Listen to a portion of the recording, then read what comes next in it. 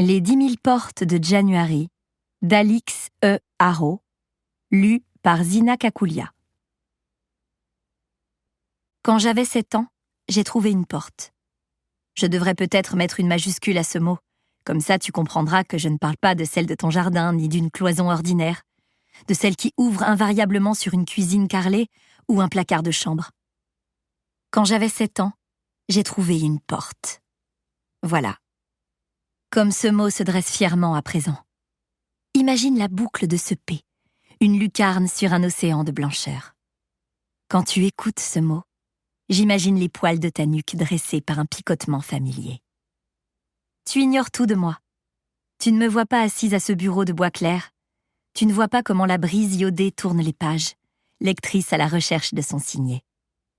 Tu ne vois pas les cicatrices qui dessinent des arabesques sur ma peau. Tu ne connais même pas mon nom. C'est January Rudy.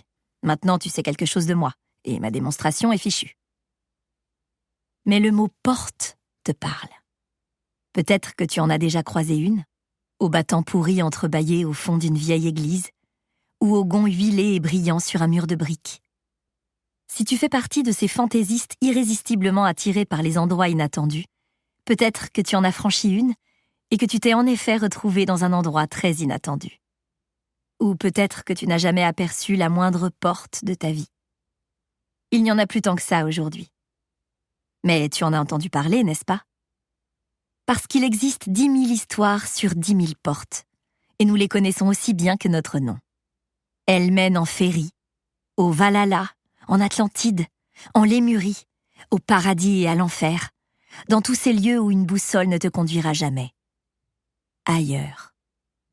Mon père, qui est un véritable érudit et pas une demoiselle avec un stylo plume et tout un tas de choses à raconter, le dit beaucoup mieux que moi.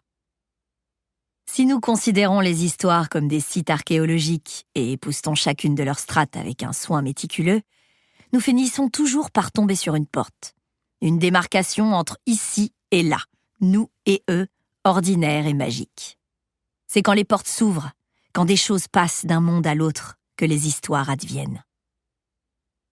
Lui ne mettait jamais de majuscule aux portes. Le seul plaisir de voir la forme de la lettre sur le papier n'est peut-être pas un motif suffisant aux yeux des érudits. C'était l'été 1901, mais ces 4 chiffres sur la page ne voulaient pas dire grand-chose pour moi à l'époque. J'y repense aujourd'hui comme à une année fanfaronne, imbue d'elle-même, reluisante des promesses plaquées or d'un siècle nouveau. Elle avait laissé derrière elle le désordre et le tapage du précédent, toutes ces guerres, ces révolutions, ces incertitudes, ces douloureuses contractions impériales.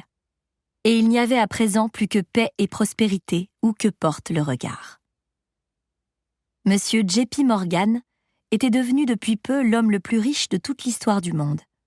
La reine Victoria avait enfin rendu l'âme et légué son vaste empire à son royal fils. On avait maté les turbulents boxeurs en Chine, et l'aile civilisée de l'Amérique s'étendait sur Cuba. La raison et la rationalité régnaient en maître, ne laissant aucune place à la magie ni au mystère. Et visiblement aucune non plus aux petites filles qui vagabondaient au-delà des limites de la carte et disaient la vérité sur les choses impossibles et folles qu'elles y découvraient.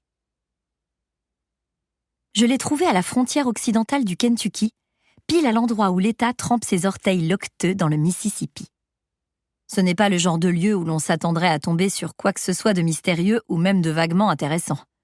Paysage plat à la végétation rabougrie, peuplé de gens plats et rabougris.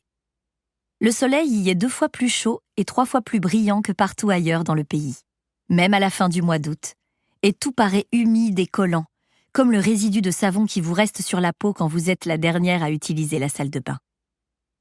Mais les portes, tels les suspects dans les romans policiers à 4 sous, se rencontrent souvent là où l'on s'y attend le moins.